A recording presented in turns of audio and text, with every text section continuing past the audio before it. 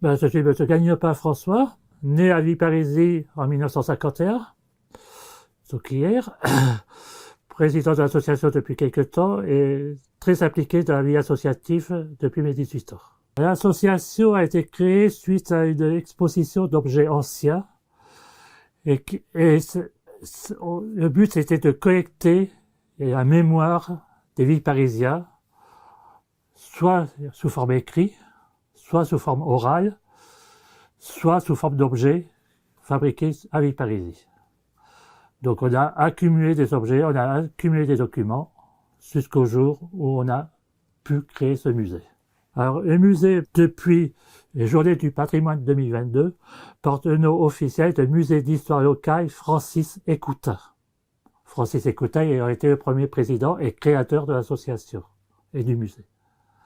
Et le but du musée, c'est de présenter les objets que nous avons réussi à sauvegarder, à collecter, concernant la vie, le passé de la commune, et accessoirement des autres communes, car les objets utilisés à Villeparisis étaient utilisés un peu partout. Donc c'est des objets du début XXe siècle, voire fin XIXe. Ceux qui n'est pas actuellement protégés peuvent avoir un intérêt pour le futur. Ainsi, c'est parcouru toutes les rues de Villeparisis à pied pour photographier tous les bâtiments qui avaient un caractère architectural intéressant. Des décorations, des sculptures en façade, ce qui m'a permis de garder une sculpture en façade qui a disparu 8 jours après. Et mon but, c'est faire un livre dans lequel ces sculptures apparaissent.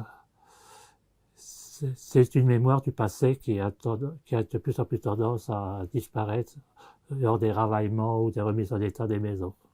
Alors on a eu différentes publications. On a eu, pour les dernières, c'était un livre de cartes postales anciennes. On a eu un livre de témoignages de Villeparisiens, des années 1920-1930, qui racontaient leur vie quand ils étaient enfants. On a eu un livre sur Balzac à Villeparisis qui est paru il y a 3 ans. Et le dernier en date, c'est celui-ci, Villeparisis hier et aujourd'hui, qui était la suite d'une exposition qu'on a fait cette année. À l'intérieur, bon, c'est des photos anciennes et des photos actuelles, mais ce qui est surtout intéressant, c'est ce genre de sculptures de façade d'immeubles qui ont tendance à disparaître et que ce que c'est sauvegardé en faisant des photos. En patrimoine actuel, il nous reste l'église Saint-Martin, il nous reste une maison ou deux bourgeoises du 19e siècle, mais qui sont appelées hélas à disparaître. Il nous reste la mairie, qui est tout de même une ancienne auberge, dont la façade a été peu modifiée, mais... Et puis il nous reste dans le secteur le château de Morfondé, qui était une maison bourgeoise du 18e. Actuellement, c'est la Ligue de France de football qui a récupéré. C'est une école de foot, ce qui a sauvegardé le château par lui-même.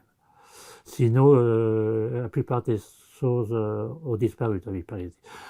Évidemment, je parlerai de l'église Notre-Dame de la Paix, qui est tout de même le patrimoine du XXe siècle, qui est fort intéressante au point de vue architectural et au point de vue structure.